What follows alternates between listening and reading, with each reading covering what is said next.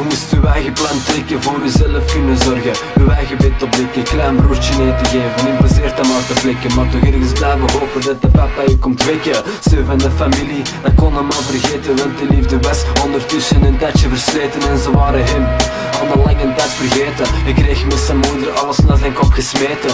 Veel roddels van ik heb dit en dat gehoord. Dat begon allemaal toen zijn onkel was vermoord. Dat was hetgeen dat er aan dat klein jongetje scheelt. 8 jaar en een groot verlies van zijn voorbeeld.